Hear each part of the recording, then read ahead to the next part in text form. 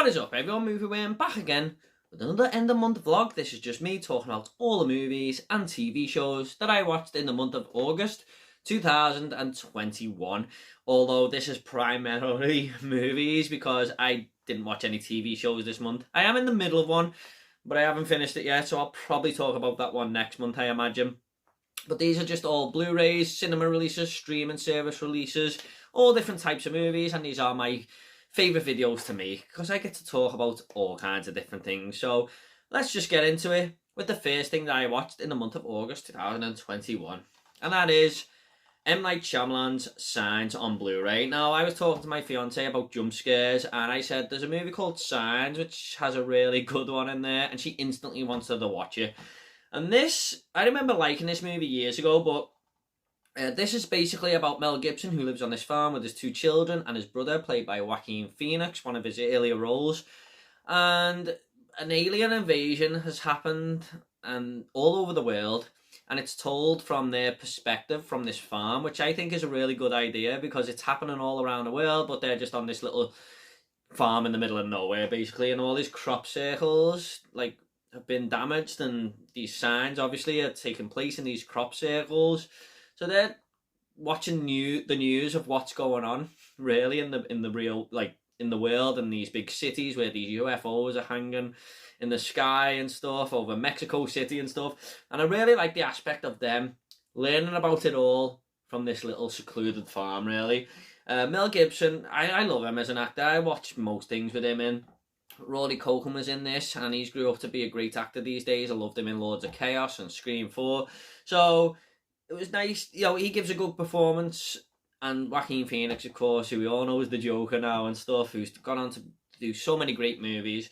It's a good little cast there, and one of M. Night Shyamalan's better movies for me, and that jump scare still got me. So yeah, it's an interesting film. I think I'd give this like a 7.5 out of 10. I'm planning on maybe doing a full review on this. I've wrote a lot of bullet points down and stuff, but I'm not sure yet. Let me know if that's something you'd like to see, but that is Signs. I was about to grab another Blu-ray there, but the next thing I watched was actually a cinema release, and this was The Suicide Squad. And every month I pick an older movie of the month and a new release of the month, and this is going to be my new release of the month. I know this technically came out in July, but I didn't get to see it until August because it was mine and my fiance's birthday weekend. Yes, day after each other, can you believe it? And we went to see this, you know, a couple of days after its release, and I really enjoyed this film. I have it quite high on my ranking for the year so far, and it's just James Gunn going absolutely crazy, isn't it? It's like he's been released from the shackles of Marvel there, where he has to do it a little bit more family friendly, and he is basically just going all out on the go here. It's way over the top, the violence, but it fits the film so well.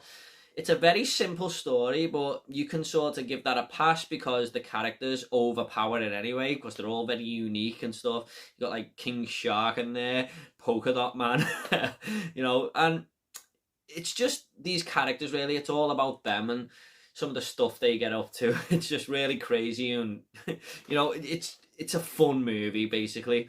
And Viola Davis was the big surprise for me. She's like this commander-in-chief giving these Suicide Squad orders and stuff, but she's like this really sinister character who won't hesitate to blow up their heads because they've all got like a bomb implanted in the brain if they don't carry out this mission and stuff. It's a crazy film. And the third act, even though the story is quite simple, the third act goes all out, and I couldn't quite believe what I was watching there. So Idris Elba's the main star really of this movie, and he's like the one keeping everyone grounded, but even he has his moments where he's doing all, you know, weird shit. So yeah, John Cena was a great surprise as well. You got Margot Robbie in there playing Harley Davidson. Harley Quinn once again does a great job. So if you want to see my full thoughts on this, I'll leave my 2021 playlist down below. I've done a full review for this on the channel if you want to hear me go into more detail about that. But that's my new release of the month, and I have it quite high on my ranking there for 2021. So yeah,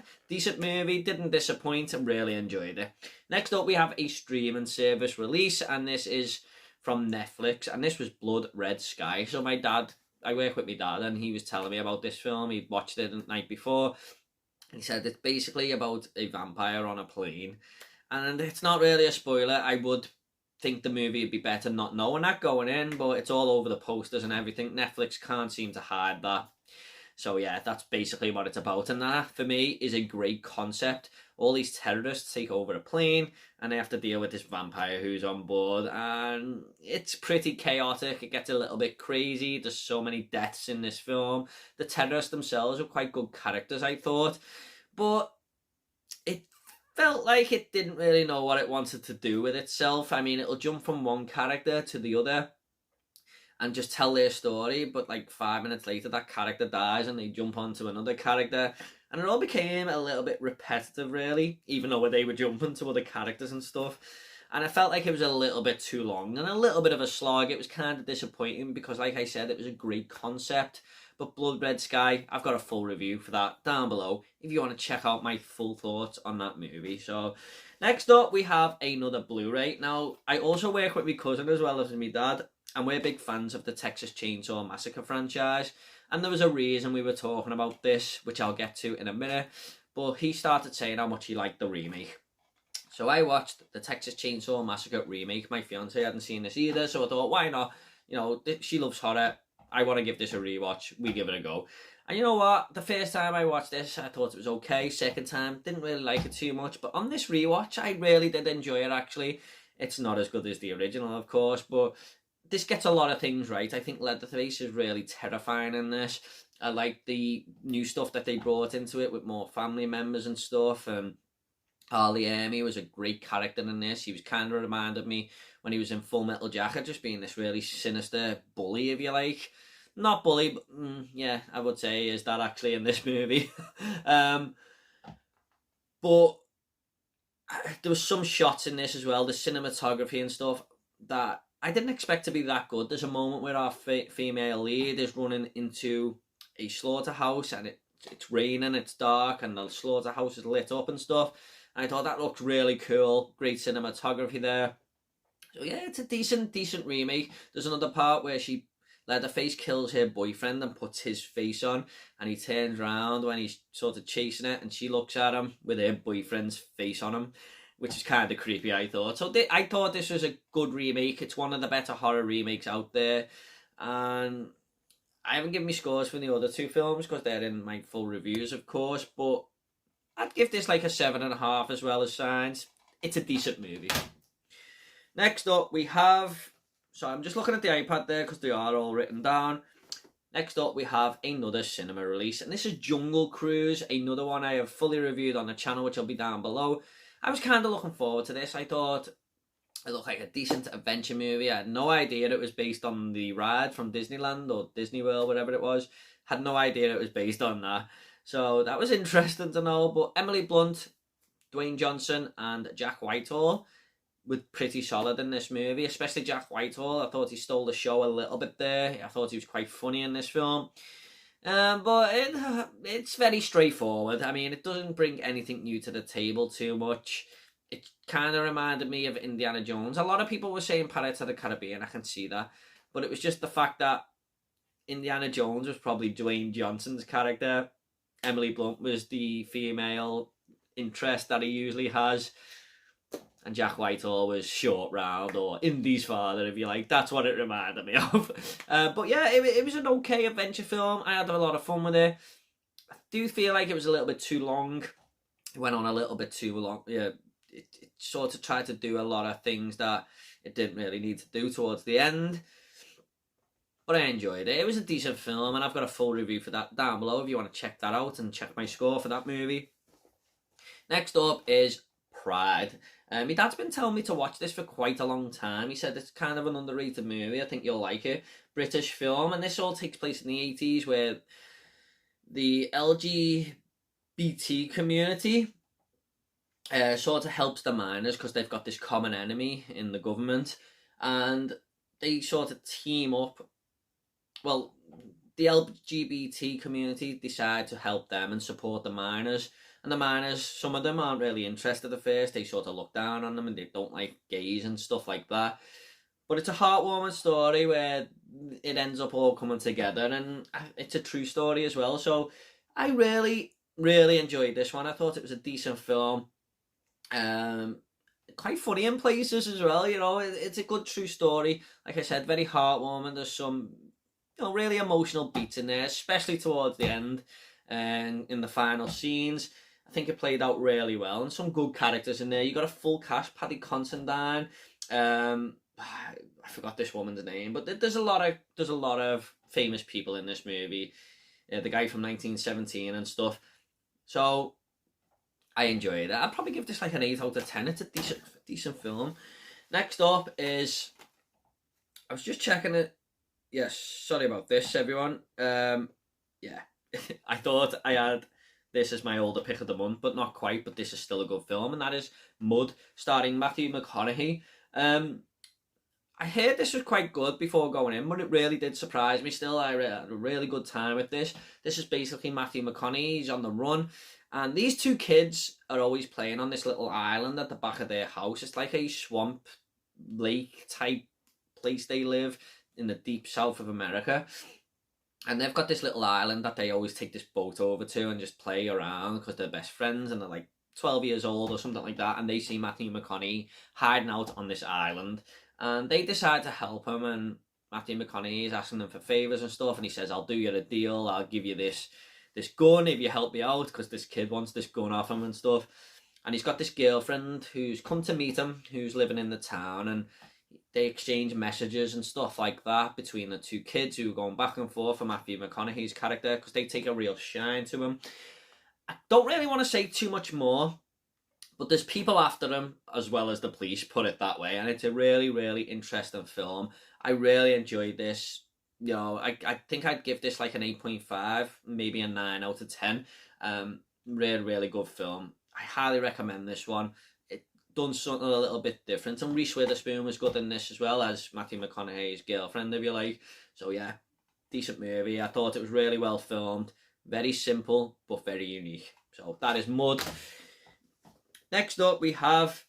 Now, I do own this on Blu-ray, but I'm just going to put the movie poster up here. This is the Texas Chainsaw Massacre from 1974, because I went to see this at the cinema on the big screen. So this was kind of a dream of mine. I'm a massive horror fan, and the Texas Chainsaw Massacre is my #1 horror film of all time. So me and my cousin went to see this on the cinema, the one I was telling you about before, who I work with, who we were talking about the Texas Chainsaw Massacre. We were talking about it for mainly this reason. I loved it. I absolutely adored this movie. Once again, it never gets boring. What I liked about it on the cinema is I noticed way more things. Like, I didn't realise all the cars in the back of Leatherface's house were actually people that he'd killed before. I had no idea why they were there before that, but it made me realise on the big screen, you do appreciate Tobe Hooper's cinematography as well, a lot more, just seeing it here. And Franklin, who is a character who everyone hates, he actually grew on me this time. I actually really liked him in the movie. He was really funny, but it's the real part of this film is the creepiness and how realistic it is.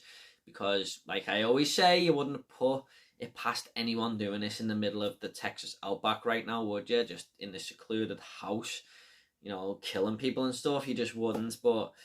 the last 30 minutes, it goes in a new direction and stuff, or the last 20 minutes, and I really love that about the film. A lot of people will be turned off by what happens there, but for me, it really does work.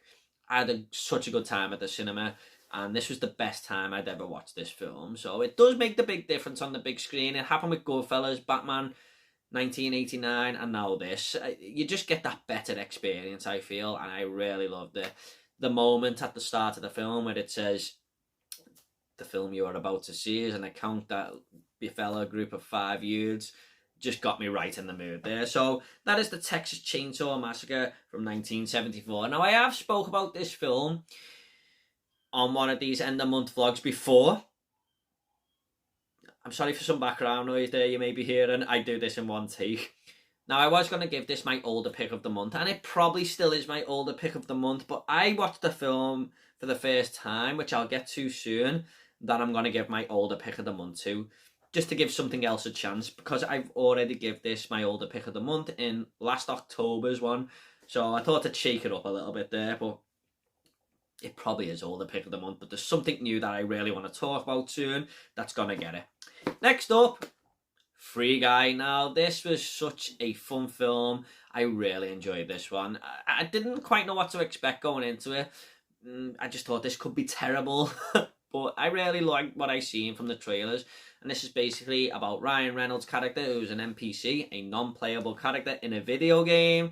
And he starts to realise that he's living in a video game world thanks to Jodie Comer's character, who is a playable character in the game. And she really, it's sort of, this NPC, Ryan Reynolds, starts to learn things and grow, and he becomes really famous in the real world and stuff like that. But it's just funny seeing him and his friend walk down the street with a coffee, and like planes are blowing up above them and helicopters are shooting things and stuff like that. Because it's like Grand Theft Auto, basically. His bank gets robbed every single day. Stuff like that. It's a really fun film. I really enjoyed it. And some of the humour here was great.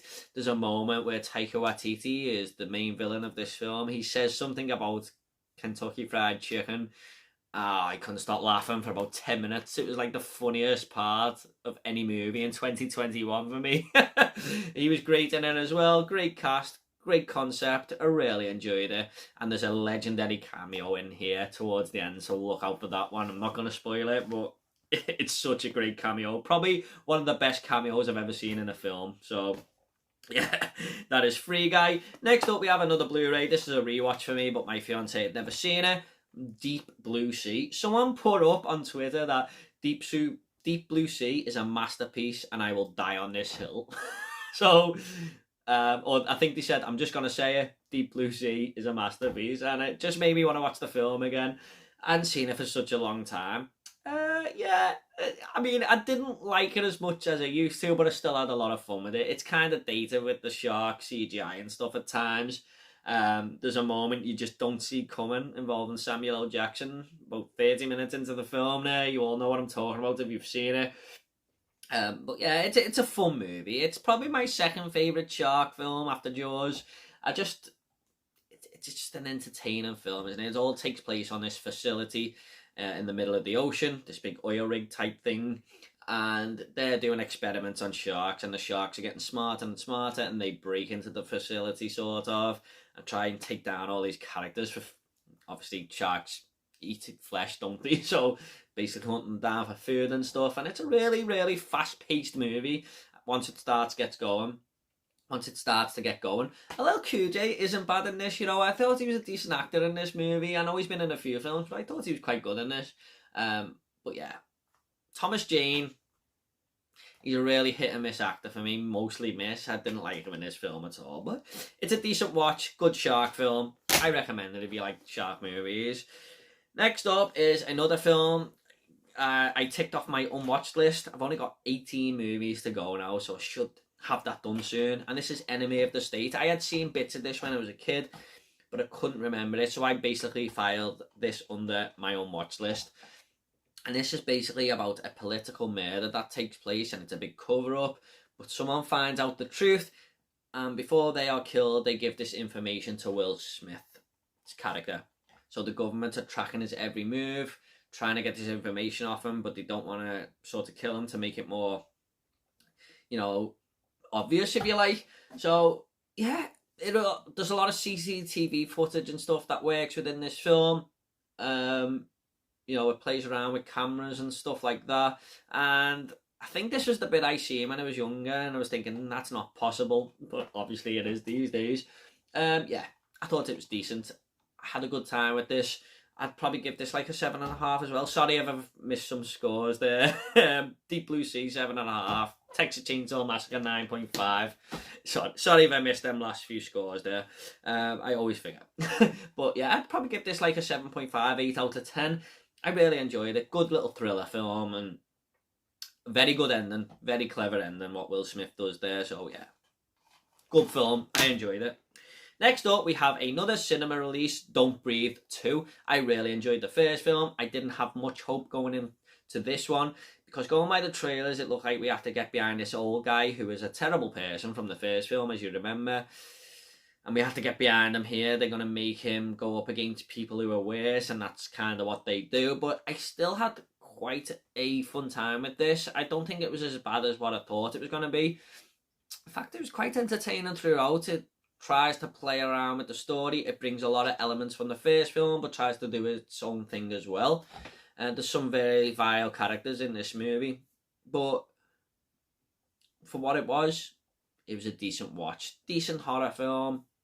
I didn't dislike it. I didn't love it. But I've got a full review for that down below if you want to check it out. There's some very violent moments in this movie as well. Even if it is just for a few seconds, you can kind of see why it's an 18. So, Don't Breathe 2. Decent enough. I thought it was going to be terrible, but I quite enjoyed it.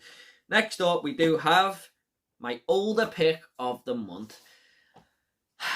This is very high on the IMDb top 250 list, and that is Untouchable, also known as Untouchables.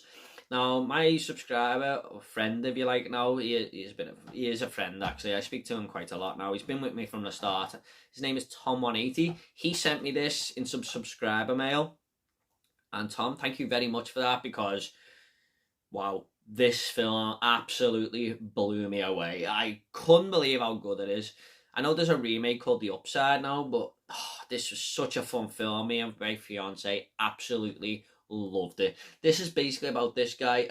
I forgot his name, the actor's name. He's a French guy. Oh, I'm really sorry about it. Francis Cluzet, is it? I think that's who it is. He basically can't move from the neck down. He can talk and breathe and stuff, but he can't move his body from the neck down. And he needs a carer. He's got a lot of money. He's like a billionaire or something. And he picks this guy, Omar Sy. He basically just walks in because he needs someone to sign a sheet that he's looking for a job, basically. And he takes a liking to him and says, "You're hired." And they are total opposites, but what ensues is a friendship like no other. It's just a really heartwarming film, really fun, really emotional and stuff. But Omar Sy was brilliant in this. He was so funny.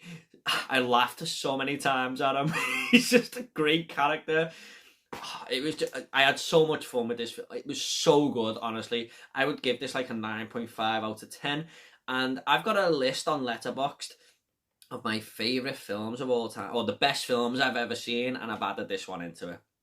So it's in like my top 30 now. I can see why it's so high on the IMDb top 250 list. Honestly, if you haven't seen Untouchable, or The Untouchables as it's known in France, give it a go. I promise you, you will get a good time out of this film. I will be amazed if you don't. So yeah, probably like a 9.5 out of 10 for me. Thanks, Tom, for sending me that. I adored this. Oh, the score as well. The score. I was listening to it for days afterwards. It's so touching. It just grips you. Brilliant, brilliant film. It really is. So yeah, that is my older pick of the month. Next up, we have, well, me and my fiance are carrying on the MCU. Basically, I'm rewatching them all now. And the next one was Doctor Strange here on 4K. If you want to see the other side, it has got a different cover there. I've watched this. The first time I watched this, I didn't like it. And the second time I watched it, I didn't like it. I don't like this movie.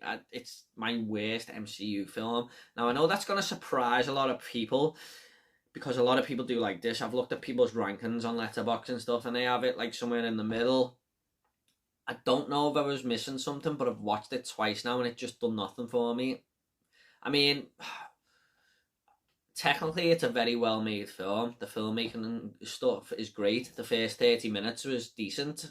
The way we're getting to know this character, and how he's starting to become Doctor Strange and stuff. But I just didn't like this whole setting of it. I didn't like the world jumping and stuff like that. The where they can come out the bodies with the spirits and stuff. This character as well. I forgot her name, but I hope you can see her there on the camera. Sorry if you can't, but I just didn't like her at all.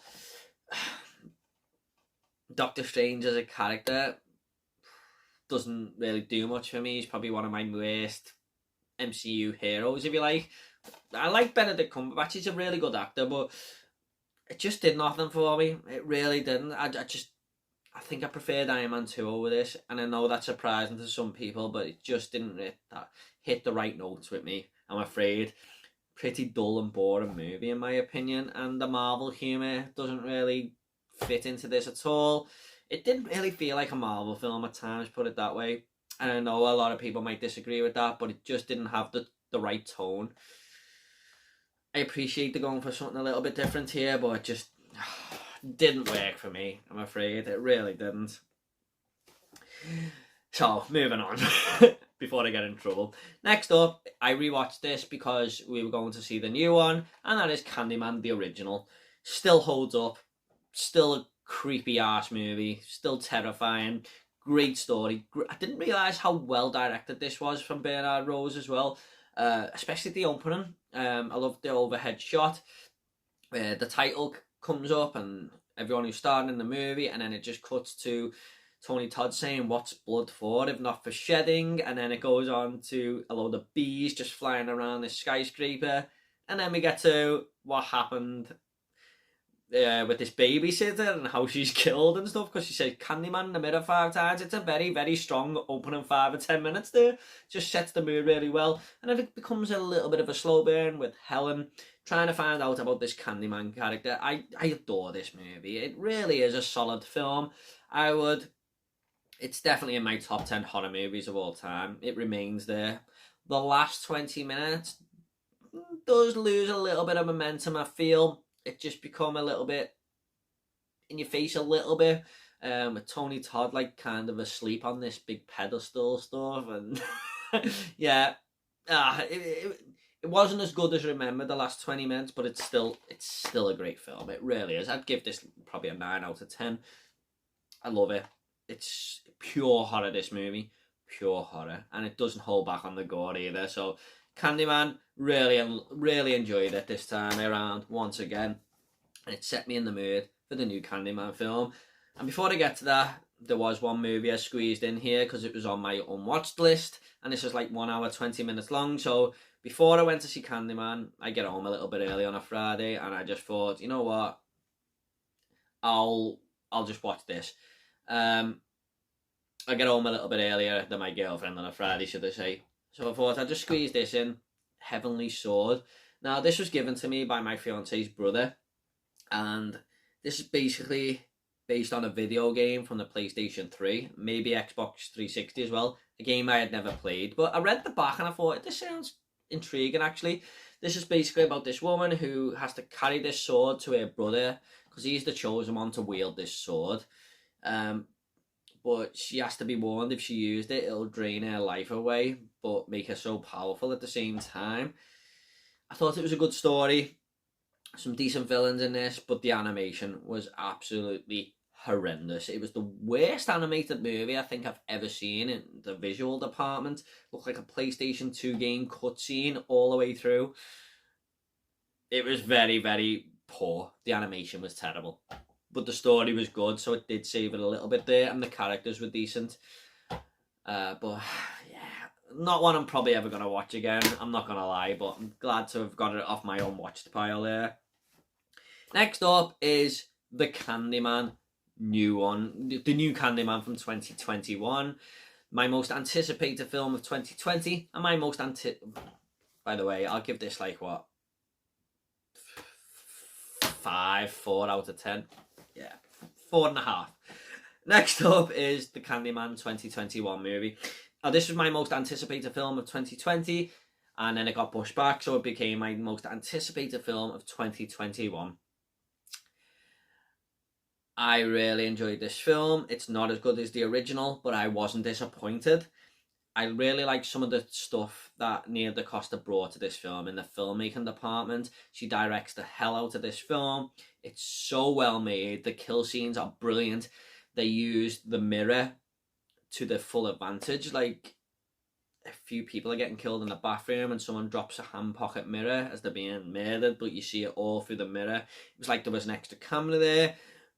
Visually brilliant. Cinematography was spot on. When they give nods to the old movie and, you know, hint that it's sort of a sequel, all that was done brilliantly. It's when they go in the new direction, it kind of missed a few tricks there for me. Like, it didn't nail it down fully. It just felt like something was missing.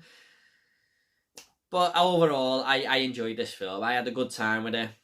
The last 20 minutes kind of felt a little bit rushed, but it's a very well-paced movie as well, on the other hand. And I appreciate the new direction they went in. I just think they could have executed it a little bit more there. But yeah, overall, decent film. I'm kind of really wanting to watch this again now because me and Paul Tams and Luke from Movie Massacre done a full spoiler breakdown of this movie, which I'll leave down below if you want to check it out, and I'll leave my review down below if you want to check that out as well to hear my full thoughts on that. But Candyman, decent film. I really enjoyed it, so yeah, wasn't disappointed whatsoever. Next up, we were carrying on our MCU rewatch, and that was Guardians of the Galaxy Volume 2. Now, whisper it quietly, but I do prefer this ever so slightly to the first one. I just think it's a little bit more interesting. I mean, the first half of the first movie is kind of unbeatable. It's the second half of the first movie that kind of loses it for me. But overall, I was enjoying this throughout. Just a really, really fun film. It really is. There's a moment in this with Yondu where he's just firing that little arrow he's got at everyone. It's such a cool moment. One of my favourite moments from the entire MCU. And we learn a lot more about Chris Pratt's father in this. Kurt Russell is his father. He plays a really great part. Characters all come together again. Drax is hilarious in this movie. And I really like the addition of Mantis. She's nothing special or nothing, but the chemistry with her and Drax was great. So fun to watch.